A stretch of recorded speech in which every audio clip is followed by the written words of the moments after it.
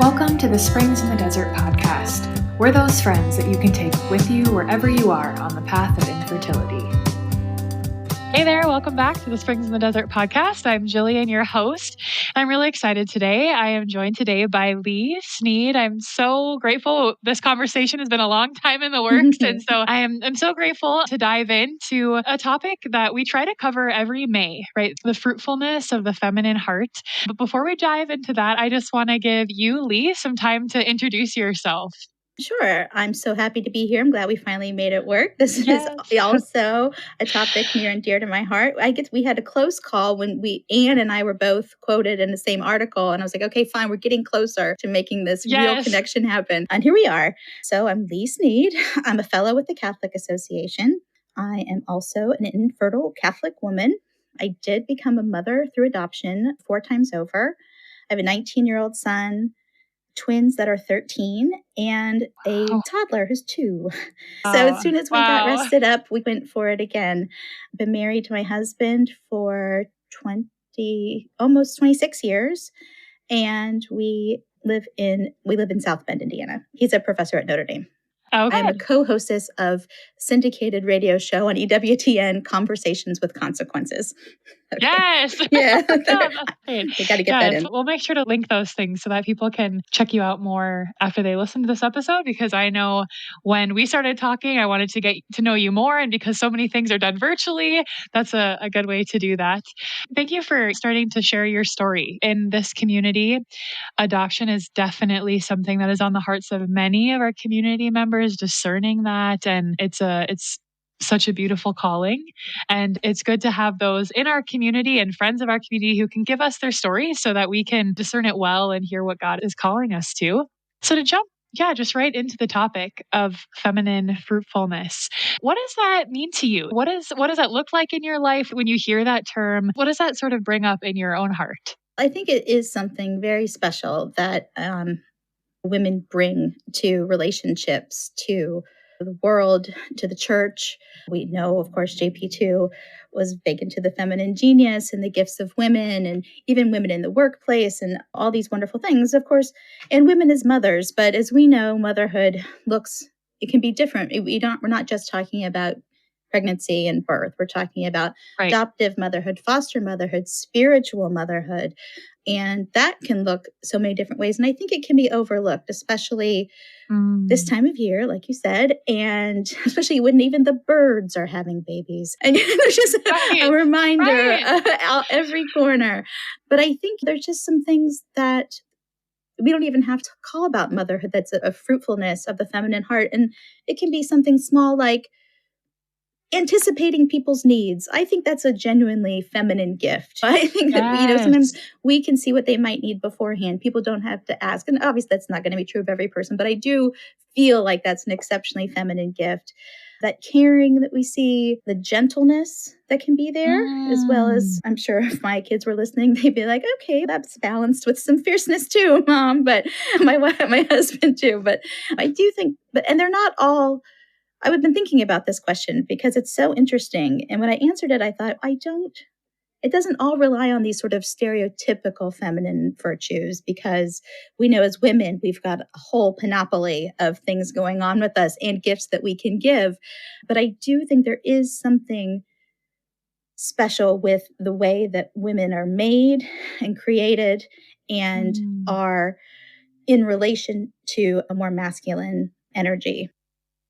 Yes, I appreciate those characteristics that you drew out. And even although in just this fierceness, perhaps coupled with gentleness, I think there's something there too about the feminine heart that can call upon this just heart of God.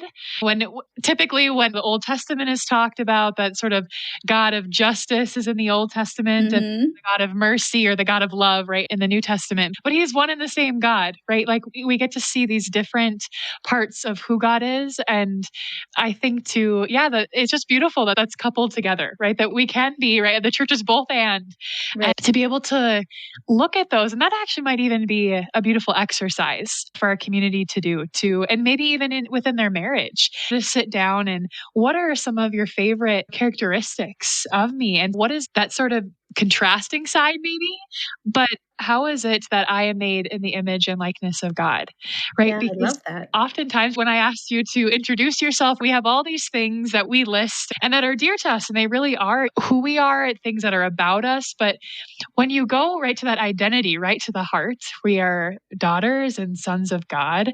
And so to remember that all of these labels, although beautiful and amazing to be a part of projects and events and workplaces, they aren't everything about us. They aren't our entire identity. And so I think I just, as you were saying that, I thought I want to write that down. What are the characteristics maybe that my husband sees and my coworkers see? And how is that of the heart of God? Because I think those are the ways that we can be fruitful. Like you said, meeting others' needs and gentleness. And I'm wondering how have, other than, of course, being adoptive mother, how are ways that you have maybe seen in your own life or maybe in other women in your lives, this fruitfulness that is from the feminine heart? What are some really practical ways that you have been maybe mothered by women in your life? And what are some of these fruitful ways of the feminine heart? Yeah, I think we just would, again, thinking about what you were just talking about, how we've got the Old Testament ideas of justice and things. And I think about sometimes the loyalty that my female friendships have. And I think, Oh, wow, wow. do I tell them about this thing that someone else did to me because they're so loyal to me? Is it going to really, is it going to be a near invitation like to sin for them? Because they will be like, I will stand by you to the death. And I feel that way too. Like we are just Yes. so protective and scary in the good way when they're on your side. And so I think that's one Yes. part of it. I think being that partner to your spouse, especially when you're experiencing infertility, not let that go by the wayside, that you do become a family the minute you say I do. And you are already a family. There is fruitfulness in your family. Everything you do in the community, you do it together, you do it to each other, you do it from each other alone. It's a bounty. It's a cornucopia of fruitfulness. The gifts of Oh, God are pouring through you. But it's really easy not to see that when you're really sad or just disappointed or yeah. frustrated and you're not feeling very feminine at all. And so to have feminine fruitfulness, I'm working on a project now and I really dove into that. In fact, this is a silly story, but I had this kind of imaginary figure in my brain and her name was Fertile Myrtle. And Fertile Myrtle was basically a very devout, beautiful, Catholic hearted woman, also looked like a supermodel and was abundantly fertile. And she was lurking around the corner, just waiting to steal my husband. I was sure of it. And it's very strange things that happen in your brain when you're dealing with these things, Yes, yes. because Oh you gosh. question your own femininity, especially when, again, that whole recently I just had somebody go on and on. We were talking about a project on infertility that I'm working on, and this person couldn't stop going on about how beautiful pregnant women were and how it's the height of femininity. And I'm like, so Uh, there's a lot of things going on out there that make you feel less than feminine. And then when right. you feel like that, you certainly can't appreciate or Yeah. unless you really get in the right mind space, which again, very difficult. Thank goodness we have Christ and his mother because what do you Yes. do when you don't? That's, I think all the time. What would you do if you didn't have that?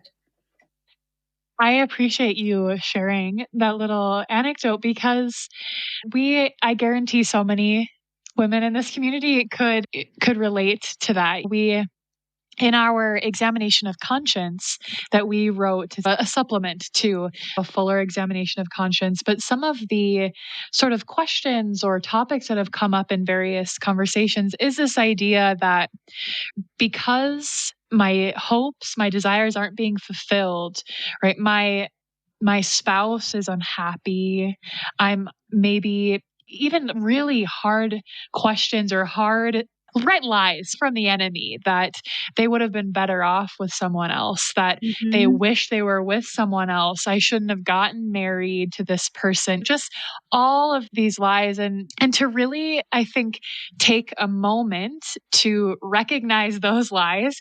And maybe it is giving those lies a name, giving them, Right. like you did, giving them this persona that you can say, that's wrong, that's incorrect. Like, when I think, for me anyways, when I am listening to the enemy's lies, it can be easy to just let them keep floating around in my head. But if I write them down on paper, or if I speak them out to my spouse, then it's very easy to say, that's clearly false. Or Yeah.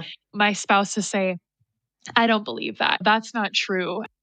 Their power is taken away a little bit too, because Yes. it's sometimes, especially when they seem silly, you're like, "Oh, it is. I just needed to hear it from my own mouth, not let it bounce around in my heart and in my head." Yeah. Yes. And that's one of the tricks, right? Just to keep it hidden and to not bring those things to light. And so you're so right that it does decrease that power, and it gives God the ability to speak truth into that. And so, yeah, I really appreciate that, because I know couples in our community really have brought this to our attention, and we've had conversations about it. And I think there's also something to be said about your image of the cornucopia. I Mhm. really love that. I remember I was probably maybe preschool or kindergarten when we were coloring the Yes. cornucopias for Thanksgiving, and I remember it struck me, like, I had never seen one of these in person, just on these images and by coloring sheets. And I just thought, "Oh my gosh, there is so much food in Yeah. this little thing, and it's pouring out, and Yeah. why do we never have this for Thanksgiving?" Right? Right. And I think that, in a sort of a similar way, those are some of the things that I thought in my head too. Like, I am seeing fruitfulness out there, like in other people, Mhm. like on this coloring sheet. I've never seen it in person. It doesn't feel real to me, but it is, right? Like, it really is. This fruitfulness, this ability to celebrate and rejoice for Thanksgiving is real, and it can be real for us too. And as I've been a part of this community, I feel like we have had so many really great examples of ways that we can grow in fruitfulness in our own homes, in our communities. And some of the places, I think that might be, maybe we could give some suggestions to this community. Maybe ways that the feminine heart brings fruit in our home, maybe in the workplace, and maybe in our parishes too. What does it look like at home? I'm wondering if you have any sort of practical thoughts about that. Hey friends, it is your podcast host, Jillian. Just popping into this episode to ask you to consider supporting our podcast with a financial gift. This episode is brought to you by staff, volunteers who reviewed the content, and a professional editor. We would be so grateful for your financial support to keep this podcast sounding great and reaching more listeners who need a friend on the path of infertility. Thank you for your support. I think that especially the work that you guys do and the work that you highlight of other guests, that I think a lot of just bearing witness and remaining faithful in the light Yes. of hardship and suffering is a fruit that you may not Yes. realize just by going through Yes. your days, that you're offering. Other people see that, and especially with you guys are making it public and available to other people. And I think that is really amazing fruit that can be born of this, and born of, That's I so think, true. a particular feminine suffering. Yes. Yeah. And I think creating a home with your husband, I think maintaining that relationship, again, that bears witness to other married couples. So we talked about that at your workplace. I think the same. I think the continuing to show up, to be a friend, to be a good coworker, to be Yes. in the world as a Christian, a Catholic Christian, without, I don't know, it's hard, because I feel sometimes that we do need to let these stings sting us. It's not wrong to Yes. just put Yeah. on a happy face, and that's not healthy either. And I think that relegating those who don't get pregnant to like other chores at the church is also a bad idea. Yes. Oh, And I think that, so, right, so true.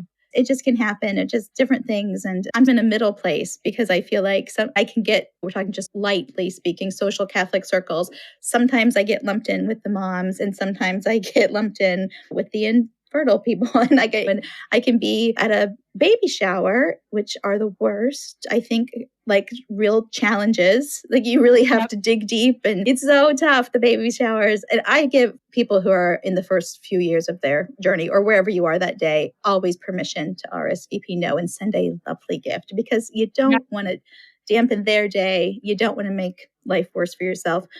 But I think that there's some just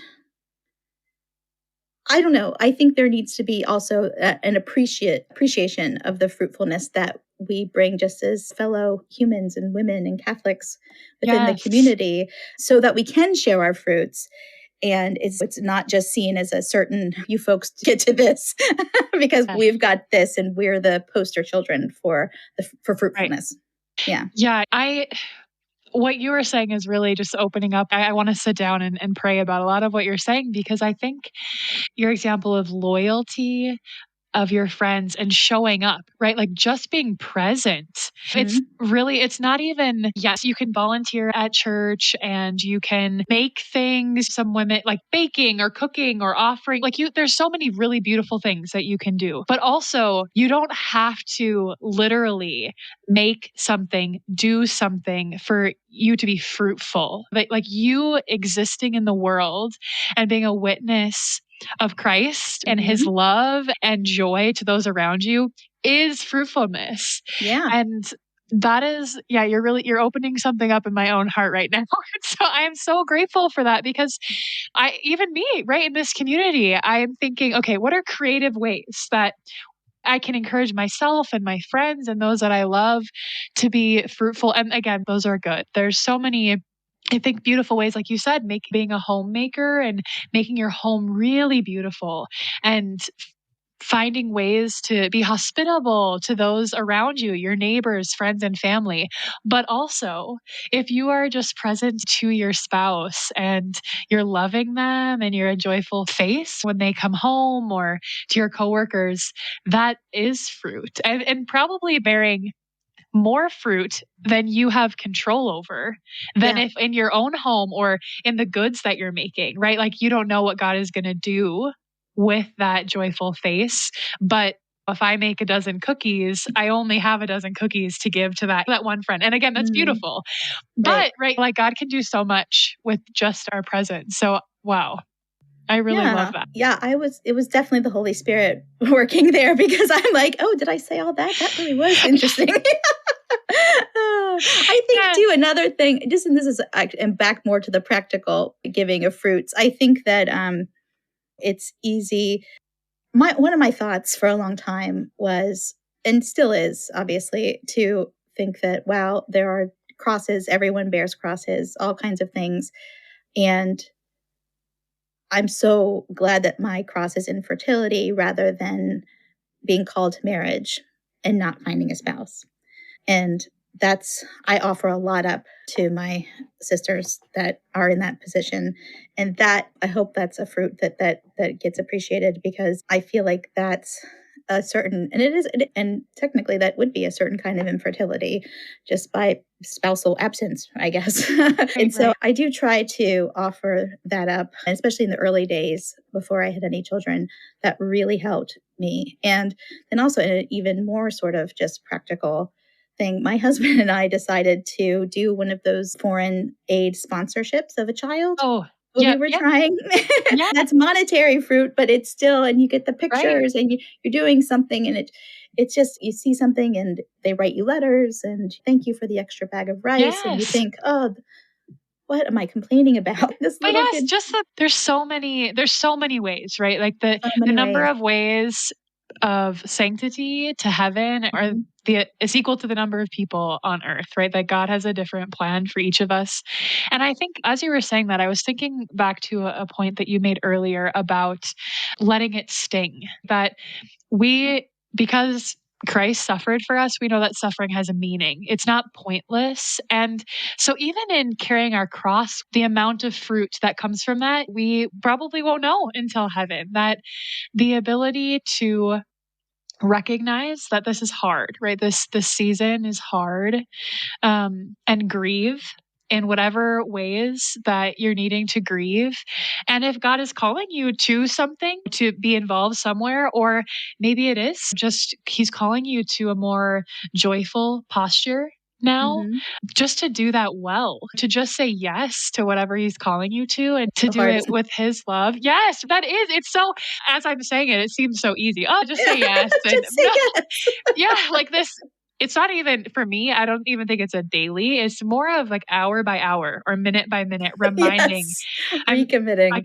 yes, yes, recommitting to this love and the joy of Christ. And so just this conversation. Thank you so much for joining me on this conversation because you have really opened up I think a beautiful opportunity for our community to discern a new way of fruitfulness and a new, what does this look like? And I certainly can discern giving of my time and my talents and my treasures in different places, but also what is He calling of my heart? That really the fruitfulness of my heart, the disposition of my heart. Yeah. So I'm just so grateful. Yeah, me too. Likewise. I feel so full Yes. of ideas and I wish I guess I'll watch back and then write them down. There you go. There you go. So much good Well, Lee, stuff. before we close up the conversation, where can our listeners hear more from you? I know you mentioned it before, but I just want to give you a chance to say it again so that we can hear more from you.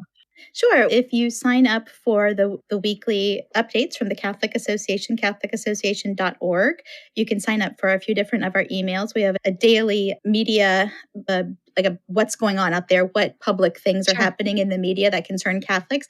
They will most Sure. often feature anything written by our team of the radio show every week. And that can be found. You can connect through EWTN radio, Spotify, podcast, wherever you listen to your podcast, it's there. And I think they're Awesome. released on Thursdays. And yeah, Okay. and that's it. Great.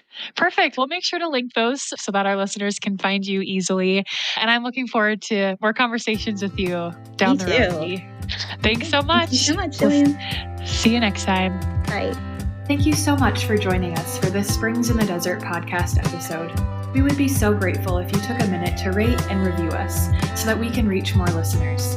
Don't forget to check out our social media pages on Facebook and Instagram and go to our website, springsinthedesert.org, where you can sign up for our newsletter and community prayer list, read our blog, and register for virtual and in-person events.